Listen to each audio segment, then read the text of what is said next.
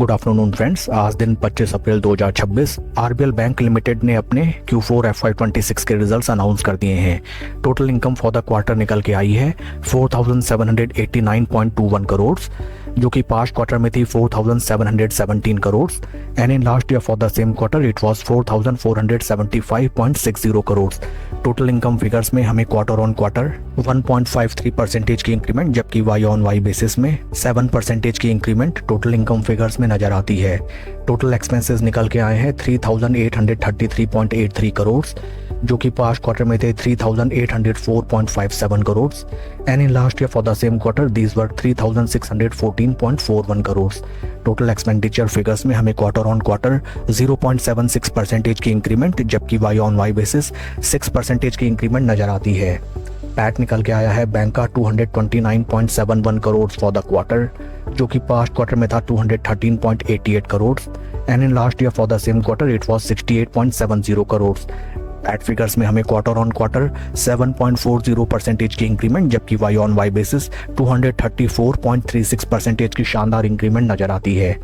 EPS निकल के आया है ₹3.72, जो कि पास्ट क्वार्टर में था ₹3.48 and in last year for the same quarter it was ₹1.13। Along with that अगर हम एनपीए फिगर्स की तरफ चलें, परसेंटेज ऑफ ग्रॉस एनपीएस निकल के आए हैं बैंक के 1.45% इन Q4 FY26, जो कि पास्ट क्वार्टर में थे 1.88% and in last year for the same quarter these were 2.60%। Overall अगर हम Q4 रिजल्ट्स को देखें, बैंक के top line sales and revenue figures में ज़्यादा कुछ खास बढ़ोतरी नहीं दिखाई देती है। Sequential quarter on quarter basis only 1.53% का इंक्रीमेंट है, बट बैंक ने sequential quarter on quarter basis अपने टोटल एक्सपेंसेस को अच्छा कंट्रोल किया है, जिसका पॉजिटिव इम्पैक्ट हमें पैट फिगर्स में देखने के लिए मिला है। साथ ही साथ वाई ऑन वाई बेसिस में कंपनी ने शानदार परफॉर्म किया है इन पैट फिगर्स।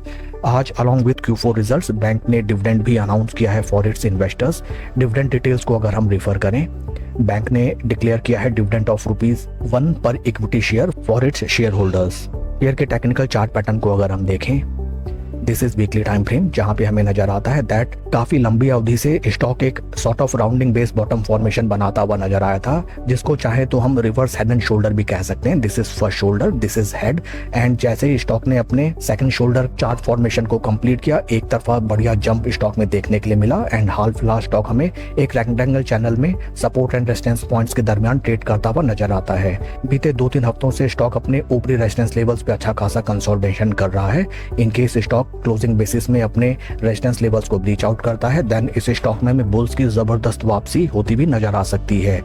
शेयर के परफॉर्मेंस को अगर हम कंपेयर करें विद निफ्टी 50, यहाँ पे भी हमें नजर आता है that stock is generating alpha returns and it is outperforming the pace Nifty 50 index.